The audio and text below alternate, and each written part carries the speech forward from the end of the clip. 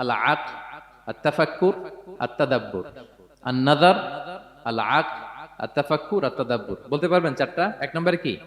আন-নাযার, দুই নম্বরে আল আক, তিন নম্বরে আত-তাফাক্কুর, চার নম্বরে আত-তাদাব্বুর। এই চারটা শব্দ নিয়ে সংক্ষিপ্ত কিছু আলোকপাত করবো ইনশাআল্লাহ বিইذনিল্লাহ। আন-নাযার শব্দটা আপনাদের পরিচিত, একটু ভেঙে বললে বুঝতে পারবেন। আমরা বলি না এই যে নজর দিস না, এই যে নজর লাগবে, বলি না নজর, নজর দেয়া। নজর মানে হচ্ছে তাকানো, তবে সাধারণ তাকানো না, careful look, with deep observation and reflection. এটাকে কোরআন বলেছে আন-নাযার। এটার প্রতি কোরআন আমাদেরকে উৎসাহিত করেছে। পাশাপাশি দুই নাম্বার কি বলছিলাম নজরের পরে? অ্যাটলিস্ট একজন তো বলতে হবে। আল আক, আল আক, এটাও আপনারা অর্থ জানেন। আমরা বলি না আকল, কিরে তোর কি আকল নাই, তুই কি ব্যাককেল, বলি না আমরা এরকম? ব্যাককেল মানে যার আকল নেই। তো এই যে আকল, আকল থাকা বা আকল খাটানো বা কমন সেন্সকে খাটানো, রিজনিং করা, কোরআন এটার ব্যাপারে উৎসাহিত করেছে। তিন নম্বরে কি বলেছিলাম? আত-তাফাক্কুর। এই যে ইউআই এর স্টুডেন্ট পাওয়া গেছে তো, ওনারা বলতে পারতেছে আত-তাফাক্কুর। আত-তাফাক্কুর শব্দটা আসছে ফিকির থেকে। ফিকরা, ফিকির, ফিকির তো বুঝেন নাকি? আমরা বলি না যে ফিকির করতে হবে? তো আত-তাফাক্কুর মানে ক্রিটিক্যাল থিংকিং, বিশ্লেষণ ধর্মী চিন্তা করা। আর সর্বশেষ হচ্ছে আত-তাদাব্বুর। আর তাদাব্বুরটা কোরআনের সাথে জড়িত, কোরআনের পেছনের গল্পগুলো খুঁজে বের করা। আর তাদাব্বুর শব্দটা এসেছে আরবি শব্দ দুবুর থেকে। দুবুর, দুবুর মানে কি? পেছন। তো কোরআনের কোন একটা আয়াতের পেছনের গল্পটা কি, পেছনের রহস্যটা কি, এর নেপথ্যে কি, এর গুরু রহস্য কি, এটাকে বের করা। এই চারটা ব্যাপারে কোরআন অনেক এমফাসাইজ করেছে। তো এই চারটা নিয়ে আমরা কথা বলি। প্রথমে কি বলেছিলাম? প্রথম শব্দটা আন-নাযার। সবাই বলেন তো প্রথম শব্দটা কি? আন-নাযার। নজর মানে কি? দৃষ্টি দেয়া, স্বাভাবিক দৃষ্টি না, গভীর দৃষ্টি, সুগভীর দৃষ্টি। ইংরেজিতে বলে অবজারভেশন বা রিফ্লেকশন। তা আমরা যেন শুধু ফেল ফেল করে তাকিয়ে না থাকি। আল্লাহ বলেছে তাকালে তাকানোর মতো তাকাবা, গভীর দৃষ্টি দিবা। আল্লাহ বলেন আফালা ইয়ানজুরুনা ইলাল ইবিলি কাইফা খুলিকাত ওয়া ইলাস সামাই কাইফা রুফিআত ওয়া ইলাল জিবালি কাইফা নুসিবাত ওয়া ইলাল আরদি কাইফা সুতিহাত। আল্লাহ বলেন ওরা কি নজর দেয় না? আফালা ইয়ানজুরুনা, নজর থেকে ইয়ানজুরুনা ইলাল ইবিলি, ওরা কি উটের দিকে তাকায় না? Don't they see to the camels how masterfully they were created. তারা কি উটের দিকে তাকায় না, কিভাবে উটকে সৃষ্টি করেছি? তারা কি আকাশের দিকে তাকায় না, খুঁটিবিহীন বিশাল আকাশকে কেমন করে বানালাম? তারা কি পাহাড়ের দিকে তাকায় না, কিভাবে পাহাড়কে ফার্মলি সেট করা হলো পৃথিবীর সাথে? তারা কি জমিনের দিকে তাকায় না, কিভাবে জমিনটাকে বিস্তীর্ণ করে দেয়া হয়েছে? তো এই চারটা কথা আল্লাহ বললেন। রাসূল সাল্লাল্লাহু আলাইহি ওয়াসাল্লাম যখন মক্কার কুরাইশদেরকে তাওহীদ, রিসালাত, আখিরাতের দাওয়াত দিচ্ছিল, তারা এই দাওয়াতকে প্রত্যাখ্যান করলো, তারা মানছে না। তো তখন আল্লাহ তাআলা এই আয়াত নাজিল করে বললেন আফালা ইয়ানজুরুনা ইলাল ইবিলি কাইফা খুলিকাত। মক্কার কুরাইশরা কি উটের দিকে তাকায় না? কারণ কুরাইশরা ছিল কোরআনের প্রাইমারি অডিয়েন্স, যদিও কোরআন সবার জন্য এসেছে। তো আল্লাহ বললেন আফালা ইয়ানজুরুনা ইলাল ইবিলি কাইফা খুলিকাত, ওরা কি উটের দিকে তাকায় না? উট দেখার জন্য তো ওদের চিড়িয়াখানায় যাওয়া লাগবে না, অথবা মক্কার কুরাইশদের চায়নাতেও যাওয়া লাগবে না, কারণ উট তো ওদের গৃহপালিত প্রাণী, ঠিক কি না? ঘরে ঘরে আরব দেশে উট আছে না নাই? আছে। তো উটের দিকে তাকায় না। সম্মানিত সুধী, উটের কথা আল্লাহ কেন বললেন? কুরাইশদেরকে উটের কথা বললেন এজন্য, উট হচ্ছে এমন আজীব একটা প্রাণী যেটা প্রাণী বিজ্ঞানীদেরকে হয়রান করে দিয়েছে। আল্লাহু আকবার। আপনি অবাক হবেন উটের যে ফিচার আল্লাহ তাআলা দিয়েছেন। মক্কার লোকেরা উটের গোশত খাইতো, উটের দুধ খাইতো, উটের চামড়া দিয়ে দ্য ফাইনেস্ট লেদার, দামি লেদার তারা বানাতো। উটের উপর মাল নিয়ে বোঝাই করে মরুভূমি এক প্রান্ত থেকে আরেক প্রান্তে পাড়ি দিত, নিজেরা উটের উপর রাইডিং করত। এবং উট হচ্ছে এমন প্রাণী যেটা একসাথে 1 মাস না খেয়ে বেঁচে থাকতে পারে। 1 মাস পানিও খাওয়া লাগবে না, খাবারও খাওয়া লাগবে না। সুবহানাল্লাহ পড়বেন না? এট এ টাইমে একটা উট, প্রাপ্তবয়স্ক একটা উট একসাথে 200 লিটার পানি খেয়ে ফেলতে পারে। এবং উটের পেটের ভিতরে একটা স্পেশাল ওয়াটার চেম্বার আছে, ওই চেম্বারে রেখে দেয়, খেয়ে ওইটারে পাঠায় দেয় না ওদের কিডনিতে। 200 লিটার পানি একবারে খেয়ে স্পেশাল চেম্বারে রেখে দেয়, যখন লাগবে ওইখান থেকে নিয়ে নিয়ে বেঁচে থাকে। 1 মাস না খেয়ে বেঁচে থাকে কি করে? উটের পিঠে দেখবেন একটা কুজ আছে, একটা উঁচু উটকে যদি কল্পনা করেন, উপরে একটা কুজ আছে না, এই পুরো কুজটা হচ্ছে চর্বির আধার। তো ওটার যখন খাবার থাকে না মরুভূমিতে, মাসের পর মাস যখন চলে, ওই চর্বি থেকে এনার্জি নিয়ে সে মরুভূমিতে চলে, সে না খেয়েও বাঁচতে পারে। আমাদের আমাদের চোখের মধ্যে যেমনি একটা পাপড়ি, এরকম এক পাপড়ি দিয়ে উটকে আল্লাহ বানায় নাই, ডবল লেয়ারের পাপড়ি দিয়েছে। কারণ মরুভূমির মধ্যে চলতে পথে লু হাওয়া থাকবে, মরুভূমির সাইমুম, বালুর ঝড়, এই ঝড় মোকাবেলার জন্য, লু হাওয়া মোকাবেলার জন্য ডবল লেয়ারের চোখের পর্দা। একটা পর্দা ফেলে রাখে আর একটা খুলে সে হাঁটতে থাকে, তার কিছুই হয় না। সুবহানাল্লাহ। আমাদের 98 ডিগ্রি ফারেনহাইটে স্বাভাবিক তাপমাত্রা, তাই না? 99 ডিগ্রি হলে আমাদের জ্বর, 100 ডিগ্রি হলে জ্বর, 101, 2 সর্বোচ্চ আমরা সহ্য করতে পারি। এর বেশি যদি হয়, 103 ডিগ্রি হলে বেহুশ হয়ে যায় মানুষ। 4 ডিগ্রি হলে আমাদের দেহের ভেতরে যে কোষগুলো আছে এগুলো মরে যায়। কিন্তু একটা মরুভূমির মধ্যে যে ক্যাকটাস আছে, গুলমলতা, বড় বড় কাঁটা জাতীয় গাছ, যেই কাঁটা পৃথিবীর কোনো প্রাণী খেতে পারবে না, কিন্তু একটা উট অনায়াসে খেয়ে ফেলতে পারে। উটের জিহ্বাকে এবং পাকস্থলীকে আল্লাহ এমন স্পেশালি মেড করেছেন, যত কাঁটা দিবেন খেয়ে সাবার, ওর কিছুই হয় না। সুবহানাল্লাহ বিহামদি। আল্লাহ বলে, আফালা ইয়ানজুরুনা ইলাল ইবিলি কাইফা খুলিকাত, ওরা কি উটের দিকে তাকায় না? আরে উটকে নিয়ে গবেষণা করলেই তো উটের মালিককে খুঁজে পায় তারা। এরপর বললেন, ওয়া ইলাস সামাই কাইফা রুফিআত, ওরা কি আকাশের দিকে তাকায় না, কিভাবে খুঁটি ছাড়া আকাশকে আমি বানিয়েছি। আপনারা যখন বিমানে চড়েন তখন কি শুধু ভিডিও করতে থাকেন নাকি? মেঘের ভিডিও, আকাশের ভিডিও, তখন তাকাবেন আকাশের দিকে। সুবহানাল্লাহ, কিভাবে আল্লাহ আকাশকে তৈরি করেছেন। ওয়ালাকাদ যায়্যানা সামাআদ দুনিয়া বিজিনাতিল কাওয়াকিব, আল্লাহ বলেন এই প্রথম আকাশটাকে আমি তারা দিয়ে সুশোভিত করেছি, বিশাল বিশাল তারা। এই যে আমরা সূর্য দেখি, এটা একটা তারা, পৃথিবীর চেয়ে 13 লক্ষ গুণ বড় এই সূর্য। কত গুণ বড় বলে ফেললাম হুট করে মুখ দিয়ে, কিন্তু কল্পনা করতে পারতেছি। তার মানে 13 লক্ষটা পৃথিবী সূর্যের মধ্যে রাখার জায়গা আছে। তাই বলে মনে করেন না যে সূর্য অনেক বড় সাইজের তারা, ন। সূর্য এই মহাশূন্যের খুব ছোট্ট সাইজের একটা তারা। সূর্যের চেয়ে লক্ষ কোটি গুণ তারা আছে। যে সূর্য পৃথিবীর চেয়ে 13 লক্ষ গুণ বড়, ওই সূর্যের চেয়ে কোটি গুণ বড় তারা আছে। এরকম লক্ষ কোটি কোটি তারা নিয়ে আমাদের গ্যালাক্সি মিল্কি ওয়ে, এরকম কোটি কোটি গ্যালাক্সি আছে। সুবহানাল্লাহ, কোটি কোটি গ্যালাক্সি নিয়ে আমাদের এই প্রথম আকাশের মহাশূন্য। তার মানে পুরো প্রথম আকাশটাকে যদি একটা মানচিত্র দেয়া হয়, ওইখানে মাইক্রোস্কোপ দিয়ে পৃথিবীকে খুঁজে পাওয়া যাবে না। আই রিপিট, পুরো প্রথম আকাশটাকে যদি একটা বড় মানচিত্র বানানো হয়, আমরা যে পৃথিবীতে আছি, মাইক্রোস্কোপ দিয়েও এটাকে খুঁজে পাওয়া যাবে না। এই বিশাল প্রথম আকাশের মহাশূন্য যখন শেষ, এরপরে হচ্ছে প্রথম আকাশের লেয়ার, তারপরে হচ্ছে দ্বিতীয় আকাশের মহাশূন্য, তারপরে দ্বিতীয় আকাশের লেয়ার। বিষ্ণু ইসলাম বলেন, দ্বিতীয় আকাশের তুলনায় প্রথম আকাশটা কত ছোট শোনো। সাহারা মরুভূমির মধ্যে যদি তোমার হাতের আংটি ছুঁড়ে ফেলে দাও, পুরো মরুভূমির তুলনায় তোমার হাতের আংটি যত ছোট, আল্লাহর দ্বিতীয় আসমানের তুলনায় প্রথম আসমানটা ঠিক তত ছোট। আবার তৃতীয় আসমানের তুলনায় দ্বিতীয় আসমানটা ঠিক ওই রকম। আবার চতুর্থ আসমানের তুলনায় তৃতীয় আসমানটা ওই রকম। এইভাবে 7 আসমান, এরপরে আল্লাহর কুরসি, মাউদাউল কাদামাইন, যেখানে আল্লাহ তার কুদরতি পা রাখেন। তো 7 আসমানটা যত বড়, পুরো সাহারা মরুভূমির মধ্যে আংটি ফেলে দিলে মরুভূমির তুলনায় আংটি যত ছোট, আল্লাহর কুরসির তুলনায় পুরো 7 আসমানটা ঠিক তত ছোট। কল্পনা করা যায়? এজন্য আল্লাহ বলেছেন, আফালা ইয়ানজুরুনা ইলাল ইবিলি কাইফা খুলিকাত, একটু উট নিয়ে চিন্তা করতে পারো না? আকাশটা নিয়ে একটু ভাবতে পারো না? ওয়া ইলাল জিবালি কাইফা নুসিবাত, একটু পাহাড়ের দিকে তাকিয়ে একটু অবজারভেশন করা যায় না, রিফ্লেকশন। ও মক্কার লোকেরা, পাহাড় দেখার জন্য তো তোমাদের অন্য দেশে যাওয়া লাগবে না, তোমরা তো সারাউন্ডেড বাই মাউন্টেইনস, চারদিকে শুধু পাহাড়, পাহাড় আর পাহাড়। এই পৃথিবীর ভেতরে 7টা টেকটনিক প্লেট আছে। এই 7 tectonic plates creates the mountain range on earth. পৃথিবীর মধ্যে মাউন্টেন এভাবেই হয়েছে। বিগ ব্যাং এর মহাবিস্ফোরণের পরে এই প্লেটগুলো যখন কোলাপস করলো, মাঝখানের জায়গা উঁচু হয়ে গেল, দ্যাট ইজ মাউন্টেন। এটাই মাউন্টেন। আমেরিকার আলাস্কা একটা জায়গা আছে, পৃথিবীর সবচেয়ে বড় মাউন্টেন রেঞ্জ। এটা লম্বায় প্রায় 2000 কিলোমিটার লম্বা একটা পাহাড়। ইউরোপের সবচেয়ে বড় পাহাড় হচ্ছে আল্পস পর্বতমালা, ওইটা লম্বায় 1200 কিলোমিটার। কল্পনা করতে পারেন, একটা পাহাড় 1200 কিলোমিটার লম্বা।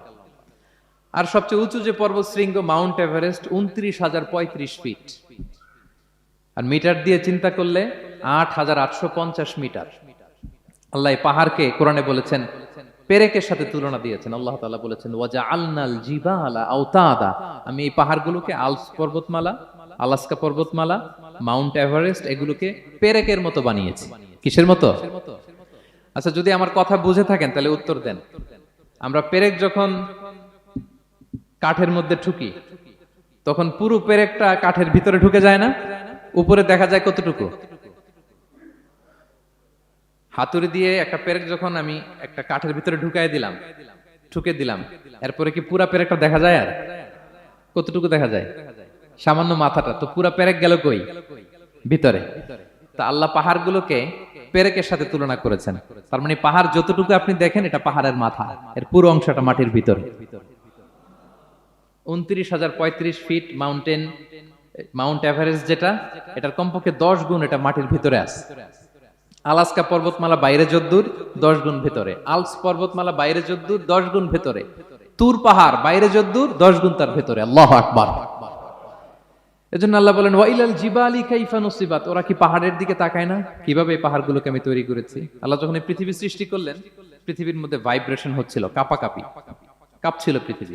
আল্লাহ পৃথিবীর কাঁপাকাঁপি বন্ধ করার জন্য এই পেরেকের মতো পাহাড়গুলোকে পৃথিবীতে ঠুকে দিলেন, কাঁপাকাঁপি বন্ধ হয়ে গেল। এই দৃশ্য দেখে ফেরেশতারা বলে ইয়া রাব হাল মিন খালকিকা আশাদ্দু আলাল জিবাল, আল্লাহ পাহাড়ের এত শক্তি, পৃথিবী কাঁপতেছিল, পাহাড় আপনি ঠুকে দিলেন, পৃথিবীর কাঁপাকাঁপি বন্ধ হয়ে গেল।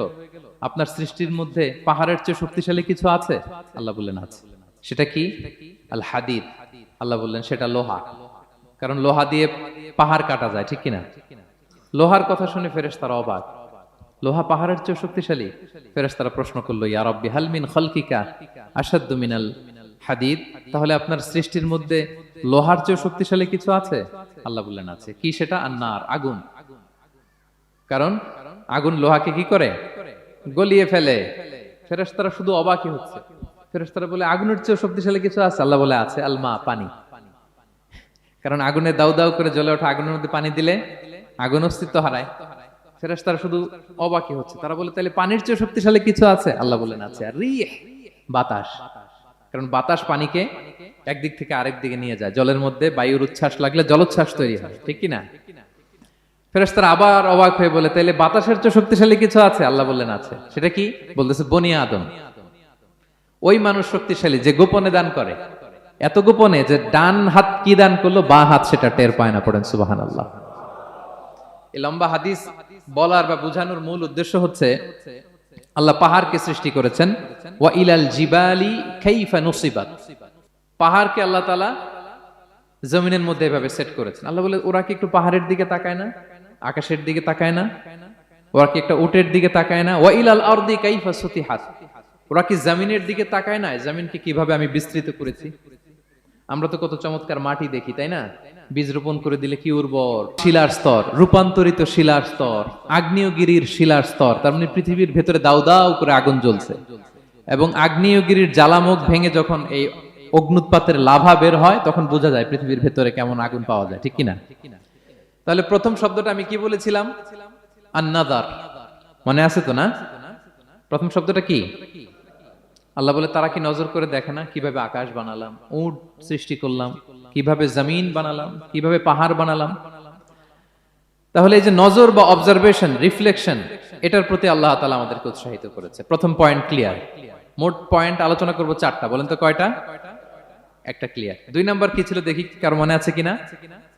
আল আকল, রাইট, কমন সেন্স, রিজনিং। আমরা যেন আমাদের কমন সেন্স খাটাই, কোরআনের পরতে পরতে আল্লাহ তাআলা আমাদেরকে উৎসাহিত করেছেন। এবং ইন্টারেস্টিংলি জাহান্নামীরা যখন জাহান্নামে যাবে, তারা কি বলবে জানেন? সূরা, ওই দিনের এই আফসোসে কোনো কাজ হবে? প্রিয় ভাইরা, ওই দিন যত আফসোস করেন কোনো কাজ হবে? তাহলে জাহান্নামীরাও আফসোস করবে, হায় রে একটু যদি আকল খাটাইতাম তাইলে আজকে আর জাহান্নামের আগুনে পোড়া লাগে না। নবীদের কথা যদি শুনতাম আর যদি আকল খাটাতাম, কি খাটাতাম? তাইলে আজকের এই কঠিন অবস্থা আমাদের পড়া লাগতো না। কোরআনের বিভিন্ন আয়াত আল্লাহ তাআলা আমাদেরকে বলেছেন আফালা তাআকিলুন, তোমরা কি আকল খাটাবা না? এই যে দামি কমন সেন্স দিলাম, একটু বুদ্ধি কি খাটাবা না, আকল খাটাবা না তোমরা? এবং কোরআনের একটি আয়াতে আল্লাহ তাআলা বিভিন্ন কসমিক সিম্বলস, ন্যাচারাল ফেনোমেনা, এগুলো উল্লেখ করে সবশেষে তিনি বলেছেন লা আয়াতিন লিকৌমি ইয়াকিলুন, নিশ্চয়ই এগুলোর মধ্যে নিদর্শন রয়েছে, সাইন রয়েছে। কাদের জন্য? লিকৌমি ইয়াকিলুন, যারা আকলবান। যারা কমন সেন্স খাটায়।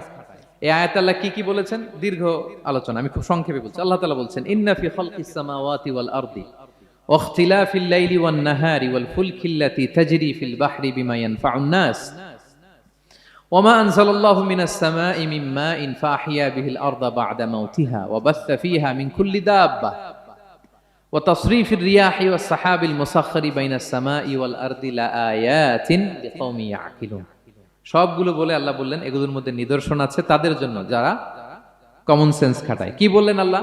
আল্লাহ বললেন আকাশ জমিনের সৃষ্টির মধ্যে, দিবারাত্রির পরিবর্তনের মধ্যে, এই যে 24 ঘন্টার 12 ঘন্টা দিন 12 ঘন্টা রাত, আহ্নিক গতির কারণে এই যে দিবারাত্রি আমরা পাই, এই পৃথিবীটা তার অরবিটে কক্ষে যেমনি ঘুরে, আবার পৃথিবীটা তার অক্ষেও ঘুরে। যে আপনারা যারা ক্রিকেট খেলছেন এরকম স্পিন বল করেন না? হ্যাঁ, কমন পড়ছে? স্পিন বল করলে বলটা কিভাবে যায় বলেন তো? ঘুরতে ঘুরতে যায়। তো পৃথিবী যখন সূর্যের চারদিকে কক্ষে ঘুরে, ওই ঘোরার মুহূর্তে সে নিজে স্পিনিং হইতে থাকে, ঘুরতে থাকে। ওই স্পিন হইতে তার এক পিঠ থেকে আরেক পিঠে ঘুরতে তার 24 ঘন্টা সময় লেগে যায়। ওইটার কারণে দিবারাত্রি হয়। 12 ঘন্টায় আমরা দিন পাই, 12 ঘন্টায় আমরা রাত পাই। আল্লাহ বলেন এই দিবারাত্রির পরিবর্তনের মধ্যে নিদর্শন আছে। তারপরে সাগরে যে ভেসে বেড়ায় বড় বড় নৌযান, জলযান, আপনারা দেখেছেন কিনা জানি না, এই যে icon of the ocean, Titanic জাহাজের চেয়ে 10 গুণ বড় জাহাজ, আমি দেখে এসেছি পশ্চিমা দেশগুলোতে। এত বিশাল বড় জাহাজ, এটা সামনে দাঁড়ালে এটার দৈত্যের মতো মনে হয়। মালয়েশিয়াতে তো অনেক কন্ডোমোনিয়ামস, 10-15টা কন্ডোমোনিয়ামস একসাথে জোড়া লাগালে এটা যত বড়, ওই ক্রুজগুলো, জাহাজগুলো এত বড়। এক একটা জাহাজের ভেতরে 3000-4000 হোটেল রুম আছে, 8-10টা রেস্টুরেন্ট আছে, ফুটবল স্টেডিয়াম আছে, থিম পার্ক আছে, বিশাল একটা এন্টায়ার সিটি। এই বিশাল ক্রুজগুলো, Icon of the Sea, Virgin Voyages, Royal Caribbean, এগুলো সাগরের উপর দিয়ে ভেসে বেড়ায়। আল্লাহ বলে বল ফুলকিল্লাতি তাজরি ফিল বাহরি বিমা ইয়ানফাউন নাস, সাগরের উপরে বিশাল বড় বড় ক্রুজগুলো ভেসে বেড়ায়, এর মধ্যে নিদর্শন আছে। এরপর আল্লাহ বললেন আমি পানি থেকে সব প্রাণী তৈরি করেছি, ওয়াজআলনা মিনাল মাই কুল্লা শাইইন হাই, সব প্রাণ এসেছে পানি থেকে। বিজ্ঞান এটাকে কনফার্ম করেছে। তারা বলেছে পৃথিবীর সর্বপ্রথম এককোষী প্রাণীর নাম হচ্ছে অ্যামিবা। অ্যামিবা এসছে, জুপ্লাঙ্কটন, ফাইটোপ্লাঙ্কটন, ব্যাকটেরিয়া প্লাঙ্কটন, এভাবে স্পিসিসগুলো ডেভেলপ করেছে। আল্লাহ বলে এর মধ্যে নিদর্শন আছে। এরপর আল্লাহ তাআলা বলেছেন মৌসুমী বায়ু, এই যে বায়ুর প্রবাহ, এতে নিদর্শন আছে। আর আকাশ জমিনের মাঝখানে যে মেঘমালাগুলো ভেসে বেড়ায়, এই সবগুলোর ভেতরে নিদর্শন আছে। কাদের জন্য? আল্লাহ বলেন লা আয়াতিন লিকাওমি ইয়াকিলুন, তাদের জন্য যারা আকল খাটায়, যারা কমন সেন্স খাটায়। সুবহানাল্লাহ পড়বেন না? এজন্য বিমানে যদি আপনারা উইন্ডো সিট পান, কি করবেন আজকে থেকে বলেন? উইন্ডো সিটের পাশে বসে বসে রিল দেওয়ার জন্য ভিডিও মেক করব। কি করবেন? হ্যাঁ, আল্লাহর নিদর্শন দেখব, কত ক্ষুদ্র আমি, কত নগণ্য আমি, কত তুচ্ছ আমি, এটা বুঝবার চেষ্টা করব। তাহলে 4টা পয়েন্টের 2টা চলে গেল, একটা হচ্ছে নাজার আর একটা হচ্ছে আল্লাহ আকল। 3 নাম্বার কি ছিল? একজন বলতে হবে। আত্তাফাক্কুর। আত্তাফাক্কুর মানে ক্রিটিক্যাল থিঙ্কিং। ক্রিটিক্যাল থিঙ্কিং করা। আল্লাহ যে আমাদেরকে ব্রেন দিয়েছেন, এটা দিয়ে ক্রিটিক্যাল থিঙ্কিং করা, ব্রেনটাকে কাজে লাগানো, গড্ডালিকা প্রবাহে ভেসে না বেড়ানো, ব্রেনটাকে আমরা যেন কাজে লাগাই। আত্তাফাক্কুর। ইব্রাহিম আলাইহিস সালাম এই আত্তাফাক্কুর বা ক্রিটিক্যাল থিঙ্কিং এর ক্ষেত্রে আমাদের জন্য অনুপম আদর্শ ছিল। কোন নবীর নাম বললাম? সবাই বলেন তো নবীর নাম কি? উনি যেই সময়টাতে পৃথিবীতে এসেছিলেন তখন কেউ করত তারার পূজা, কেউ করত চাঁদের পূজা, কেউ করত সূর্যের পূজা। আমরা হইলে কি করতাম? কোনো এক দলে ঢুকে যেতাম। কি বলেন? এক দল করে তারার পূজা, আরেক দল সূর্যের, আরেক দল চাঁদের। আমরা হইলে কি করতাম? এক দলে ঢুকে যেতাম। উনি ঢুকেন নাই। উনি এই তারকা পূজারী, সূর্য পূজারীদের চিন্তার দেয়ালে আঘাত করেছেন। সুবহানাল্লাহ। ফালাম্মা জান্না আলাইহিল লাইলু রাআ কাওকাবা, উনি কিভাবে সত্যের সন্ধান পেলেন দেখেন। উনি রাত্রিবেলা যখন দেখেন যে লোকজন তারার পূজা করে, উনি ভাবলেন হাযা রব্বি, তারাই কি আমার রব? পরে দেখে না, দিনের বেলায় তারারে আর খুঁজে পাওয়া যায় না। এখন মনে মনে ভাবে হায় রে, আমার রব যদি আবার মাঝে মধ্যে না থাকে তো আমি যাব কই? এক সময় উনি আসে, আরেক সময় নাই। এরকম খোদা দিয়ে আমাদের কোনো লাভ আছে? যিনি সবসময় আমার টেক কেয়ার করবে, আমরা তো ওই খোদার ইবাদত করি, ঠিক কিনা? উনি বললেন না না, এই তারা আমার রব হতে পারে না। এরপর দেখা যায় আরেকদিন রাত্রিবেলা সবাই চাঁদের পূজা করে, কি দ্যুতিময় চাঁদ, জ্যোৎস্না ছড়ায়। তো উনি ভাবলেন, আহাদা রাব্বি, এটাই কি আমার রব? পরে দিনের বেলা যখন দেখে না, চাঁদ তো আর দেখা যায় না, চাঁদ তো আর নাই, ভ্যানিশ, ডিসঅ্যাপিয়ার। পরে বলে না, চাঁদ আমার রব হতে পারে না। এবার দিনের বেলা দেখলেন দ্বিপ্রহরের জল জলে সূর্য খা খা রোদ বিলাচ্ছে গোটা বিশ্বে। দেখে যে সবাই এটার ফলোয়ার বেশি, সবাই সূর্যের পূজা করে। কিন্তু আবার গোধূলি লগ্নে সানসেটের টাইমে যখন সূর্য ডুবে গেল, হায় হায়, উনি বিপদে পড়লেন, এবার আমি কই যাব, সূর্য তো থাকে না। আল্লাহু আকবার। তখন তিনি ঘোষণা দিলেন, ইন্নী ওয়াজ্জাহতু ওয়াজহিয়া লিল্লাযী ফাতারাস সামাওয়াতি ওয়াল আরদা হানিফা ওয়া মা আনা মিনাল মুশরিকিন। হে তারকা পূজারী, হে চাঁদের পূজারী, হে সূর্য পূজারী, আমি তোমাদের কোনো দলের সাথে নাই, বরং আমি আমাকে ওই সত্তার দিকে মনোনিবেশ করলাম, আত্মসমর্পণ করলাম। ফাতারাস সামাওয়াতি ওয়াল আরদ, যিনি আকাশ সৃষ্টি করেছেন, জমিন সৃষ্টি করেছেন। হানিফা ওয়া মা আনা মিনাল মুশরিকিন, আমি শিরক করি না, আমি হানিফ হিসেবে সে আল্লাহর ইবাদত শুরু করে দিলাম। পড়েন আল্লাহু আকবার। তাইলে উনি স্রোতে গা ভাসান নাই, কোনো এক দলে না ঢুকে উনি ওনার ক্রিটিক্যাল থিঙ্কিং, ওনার অ্যানালজি, ওনার বিবেককে উনি কাজে লাগিয়েছেন। তো সম্মানিত সুধী, এজন্য চিন্তা করা, এটাকে আরবিতে বলে আত-তাহান্নুস মিন বাকায়া আল ইব্রাহিমিয়া। এটা ইব্রাহিমী চিন্তার অবশিষ্টাংশ। সেদিন ইব্রাহিম আলাইহিস সালাম এভাবে চিন্তা করতেন, গবেষণা করতেন। সূরাতুন নাহলে আল্লাহ তাআলা মৌমাছি কিভাবে মধু সংগ্রহ করে এই ইনফরমেশনটা যখন আমাদের সামনে পেশ করলেন, এই আয়াতের শেষেও তিনি একই কথা বললেন, ইন্না ফি যালিকা লাআয়াতান লিকাউমি ইয়াতাফাক্কারুন। নিশ্চয় এর মধ্যে যারা চিন্তাশীল তাদের জন্য নিদর্শন আছে। মৌমাছি যে মধু সংগ্রহ করে, আপনারা মৌচাক দেখছেন? কে কে দেখি মৌচাক দেখছেন? মাশাআল্লাহ, আচ্ছা ঠিক আছে। রাসূল সাল্লাল্লাহু আলাইহি ওয়াসাল্লাম মধু বড্ড পছন্দ করতেন। পিওর হানি, দুর্গন্ধওয়ালা হানি তিনি খেতেন না, পিওর হানি খাবেন, খুবই এনার্জেটিক। এবং কোরআনে মাত্র দুইটা জিনিসকে শেফা বলা হয়েছে, এক হচ্ছে কোরআনকে বলা হয়েছে শেফা, আর এই মধুকে বলা হয়েছে শেফা। সুবহানাল্লাহ। আল্লাহ তাআলা বললেন, ওয়া আওহা রাব্বুকা ইলান নাহলি আনিত্তাখিযি মিনাল জিবালি বুয়ুতা ওয়া মিনাশ শাজারি ওয়া মিম্মা ইয়ারিশুন। আল্লাহ তাআলা মৌমাছিকে শিখাই দিলেন কিভাবে মৌচাক বাঁধতে হবে।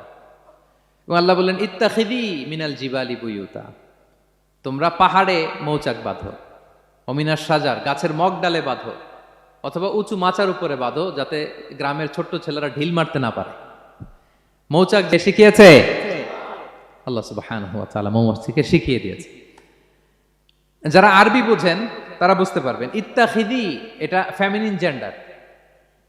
তার মানে আল্লাহ যা অর্ডার করেছেন এটা পুরুষ মৌমাছিকে অর্ডার করেন নাই, নারী মৌমাছিকে।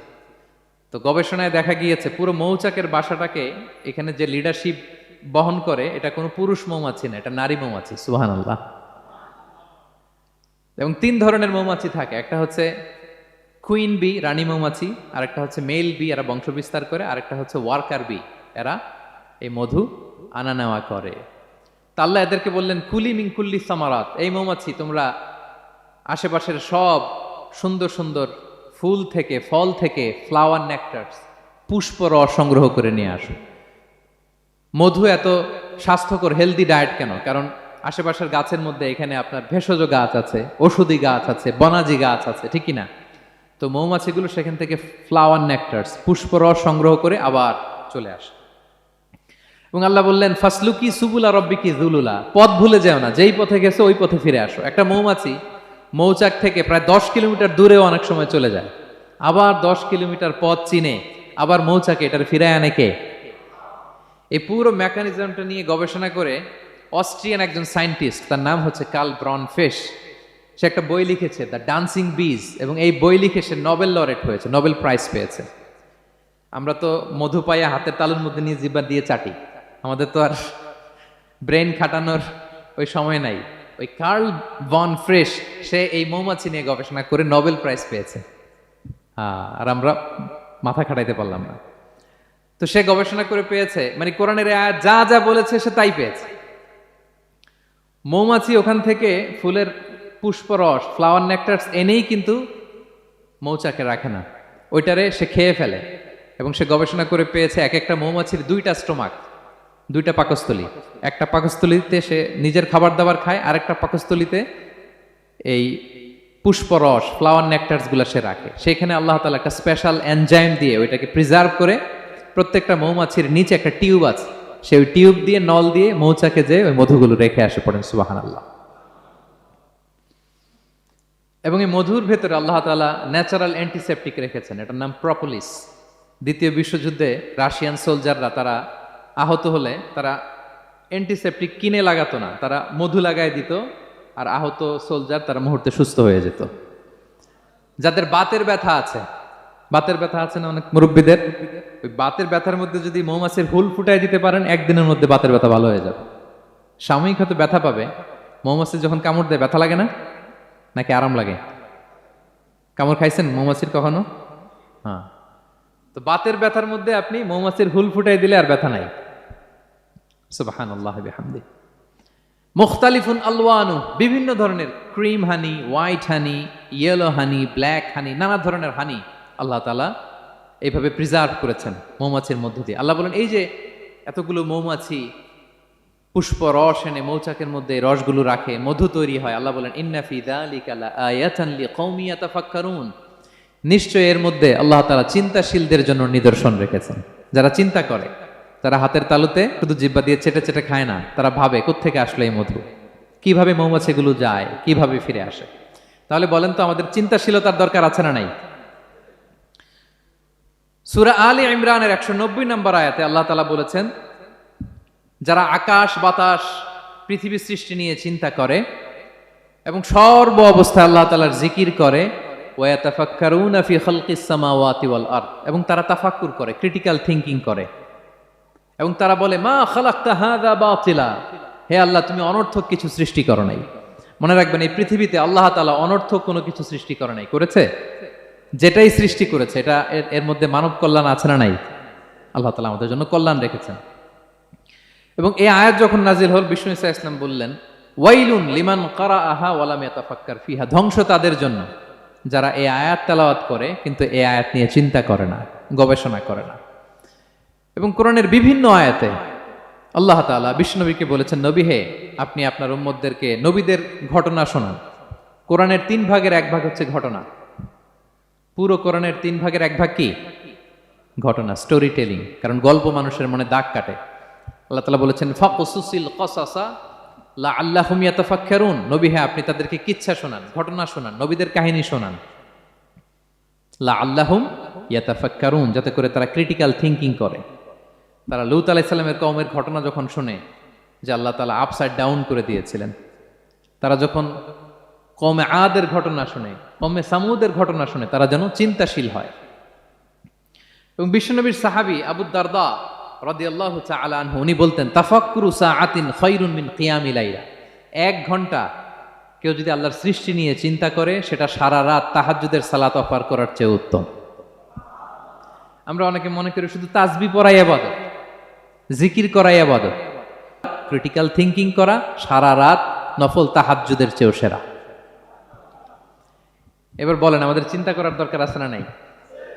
ব্রেনটা খাটাবেন তো? এই যে যারা কনভার্টেড মুসলিম হয় এরা কিন্তু অনেক চিন্তা ফিকির করে, নিজের সাথে নিজে বোঝাপড়া করে, ক্রিটিক্যাল থিংকিং করে, তাদের অ্যানালজি কাজে লাগিয়ে, আল্লাহর দেয়া ব্রেনকে কাজে লাগিয়ে এরপরে শাহাদা পাঠ করে, এমনি এমনি না। এই যে কিছুদিন আগে আমেরিকান এক পপ স্টার কালেমা পড়ছে না? আপনি জানেন একটা ধর্ম চেঞ্জ করা, একটা ফেইথ চেঞ্জ করা, এটা কত বড় সিদ্ধান্ত? হ্যাঁ, বাপদাদার ধর্ম বয়স 30-40, এতদিন যে ধর্ম মানলাম এটাকে চেঞ্জ করে নতুন ধর্মে কনভার্ট হয়, এটা কত বড় সিদ্ধান্ত? Could you imagine that? It's not a joke. নিজের সাথে নিজের অনেক বোঝাপড়া করতে হয়, তারাই ক্রিটিক্যাল থিংকিং করে। এবং বিষ্ণু ঈসা ইসলাম উনি নবী হওয়ার আগেও এই চিন্তার ইবাদত করতেন। তিনি হেরা গুহায় চলে যেতেন, কাবা থেকে 6 কিলোমিটার উত্তরে, 634 মিটার উঁচু, যা বলে নূরের উপরে একটা কেইভ আছে, গুহা, এটার নাম হচ্ছে গারে হেরা। ওখানে বসে বসে তিনি এই চিন্তা করতেন। তার মানে নবী হওয়ার আগে বিষ্ণুনবীর ইবাদত ছিল চিন্তার ইবাদত। নবী হিসেবে অ্যাসাইন্ড হওয়ার আগে বিষ্ণুনবীর ইবাদত কি ছিল বলেন তো? নামাজ পড়া, কোরআন তেলাওয়াত করা। কোরআন তো নাজিলই হয় নাই, কোরআন তেলাওয়াত করবে কেমনে? তখন 6 মাস বসে বসে উনি ওখানে কি করেছেন বলেন? ধ্যানমগ্ন করেছেন, ধ্যানমগ্ন ছিলেন, তিনি চিন্তা করতেন। ওইটাই ছিল ওনার আধ্যাত্মিক শিক্ষায়তন। ওই নির্জন গুহার মধ্যে উনি যখন চিন্তায় মগ্ন ছিলেন, আল্লাহর সৃষ্টি শৈলী নিয়ে চিন্তা করতেন, ঠিক ওই মুহূর্তে, অন্তিম মুহূর্তে, ওই মাহেন্দ্রক্ষণে নাজিল হয়েছে ইকরা বিসমি রাব্বিকাল্লাযী খালাক, read in the name of your lord who has created, পড়ো তোমার প্রভুর নামে যিনি তোমাকে সৃষ্টি করেছেন, শিক্ষা দিয়েছেন। তাহলে সম্মানিত সুধী, ইসলামের সূচনা হয়েছিল, এটা বলা যায় ফাইনালি যে ইসলামের সূচনা হয়েছিল এই চিন্তার ইবাদতের মধ্য দিয়ে। তো আমরা যেন চিন্তা করি। তাহলে 4টা পয়েন্টের 3টা আমরা ক্লিয়ার করে ফেললাম। আর তাফাক্কুর, ক্রিটিক্যাল থিঙ্কিং ও শেষ। 4 নম্বর কি বলেছিলাম? হ্যাঁ বলো তো। আর তাদাব্বুর, আর তাদাব্বুর মানে পন্ডারিং অন দ্য কোরআন, কোরআনকে গবেষণা করে পড়া, কোরআনের আয়াতের অন্তর্নিহিত মর্মার্থ গূঢ় রহস্য উদ্ঘাটনের চেষ্টা করা। আল্লাহ বলেন আফালা ইয়াতাদাব্বারুনাল কোরআন আম আলা কুলুবিন আকফালুহা, ওরা কি কোরআন নিয়ে একটু চিন্তা গবেষণা করবে না, নাকি ওদের অন্তরে জং ধরা তালা পড়ে গিয়েছে? তাহলে আমরা যে গড়গড় করে তেলাওয়াত করি, আল্লাহ শুধু এই তেলাওয়াত করতে বলেননি। হ্যাঁ, তেলাওয়াত করলে প্রতি অক্ষরে 10 নাকি ঠিক আছে, কিন্তু আল্লাহ বলেছেন ওরা কি কোরআন নিয়ে চিন্তা গবেষণা করবে না? আফালা ইয়াতাদাব্বারুনাল কোরআন, কোরআন তো এসেছে গোটা বিশ্বকে কাঁপিয়ে দিতে, হিস্ট্রিকে বদলে দিতে কোরআন এসেছে। মা আনজালনা আলাইকাল কোরআন লিতাশকা, নবী হে হতভাগা জাতি হিসেবে পৃথিবীতে থেকে যাবেন এজন্য কোরআন পাঠাই নাই। এটা পৃথিবীর পুরো হিস্ট্রিকে চেঞ্জ করে দিবে। তাদাব্বুরুল কোরআন, আর তাদাব্বুর শব্দটা এসেছে দুবুর থেকে, দুবুর মানে পেছন। আল্লাহ বলেছেন প্রতিটা আয়াত পড়ার সময় এর পেছনের নেপথ্যের গল্পটা কি এটাকে খুঁজে বের করো। আপনি যত বড় মুফাসসির হন, কোরআনের আয়াত আপনি যত পড়বেন প্রতিদিন নিত্য নতুন নতুন নতুন তথ্য আপনি পাবেন। আল্লাহর কসম, আমি আল আজহারে কোরআন নিয়ে পড়াশোনা করেছি, IIM এ কোরআন নিয়ে masters, human embryology in the holy Quran, PhD-র 5 বছর human behavioural patterns in the holy Quran. এখনো তো তাফসির করে যাই, প্রতিদিন কোরআন স্টাডি করি। একটা আয়াত যত পড়ি প্রত্যেক স্টাডিতে নতুন নতুন ইনফরমেশন আমার মাথায় চলে আসে। শুধু আমার মাথা না, পৃথিবীর যত বড় মুফাসসির হোক তিনি, যত পড়বে কোরআন, যত রিভাইজ করবে, যত রিসার্চ করবে, প্রত্যেক রিভিশনে সে নতুন নতুন তথ্য পাবে। এজন্য আল্লাহ বলেন আফালা ইয়াতাদাব্বারুনাল কোরআন, ওরা কি কোরআন নিয়ে একটু চিন্তা গবেষণা করবে না, নাকি ওদের অন্তরে তালা, জং ধরা তালা লেগেছে? তো সম্মানিত শুধু আসুন, এই কোরআন নাজিলের মাসে আমাদের জং ধরা তালাটাকে আনলক করার জন্য আমরা কোরআনকে with vast concentration, with deep analysis and critical thinking নিয়ে যেন পড়ি। প্রতিটা আয়াত পড়ার সময় এর পেছনের গল্পটা কি, কোন প্রেক্ষাপটে নাজিল হলো, বর্তমান সময়ের সাথে কিভাবে এটাকে অ্যাটাচ করা যায়, এটার অন্তর্নিহিত গূঢ় রহস্যটা কি, এই গূঢ় রহস্য উদ্ঘাটনের কথা, কোরআন নিয়ে গবেষণার কথা এবং চিন্তার কথা বারবার কোরআন আমাদেরকে বলেছে।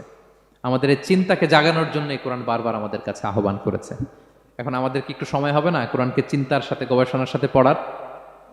হ্যাঁ, চিন্তাশীলতার সাথে গবেষণা করে কোরআন স্টাডি করার দরকার আছে না নাই? বলেন বলেন। হ্যাঁ, পড়বেন তো আপনারা? যারাই চিন্তা করবে, চিন্তাশীল হবে, কমন সেন্সকে খাটাবে, তারাই পৃথিবীর হিস্ট্রি পাল্টে দিবে। এই যে বিমান দিয়ে যে আমরা চড়ি, 2 ভাই আবিষ্কার করছে, Wilbur Wright, Orville Wright, Wright ভ্রাতৃদ্বয়। বলেন তো এই অরভিল রাইটের চোখ ছিল কয়টা? 3টা না? হ্যাঁ, উইলবার রাইটসের হাত ছিল কয়টা? আমার হাত কয়টা?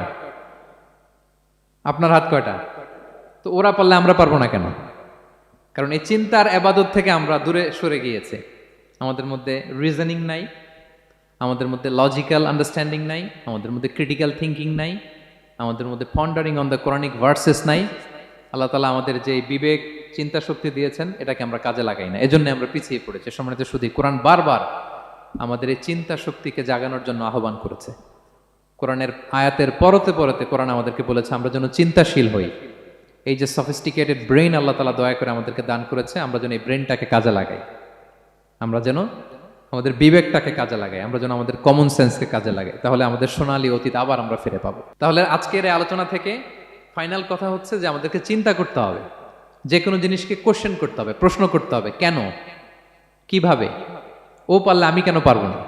কোরআনের আয়াত পড়ার সময় বারবার চিন্তা করবেন, সব দায় দায়িত্ব আমাদের উপর ঠেলে দিয়েন না। কোরআন নিয়ে শুধু আমরাই গবেষণা করবো আর ওয়াজ শোনাবো, এটা not only my sole responsibility, আপনাদেরও দায়িত্ব আছে, প্রত্যেকের দায়িত্ব। যত কোরআন পড়বেন আপনার অন্তরের তালা খুলে দিবে কে?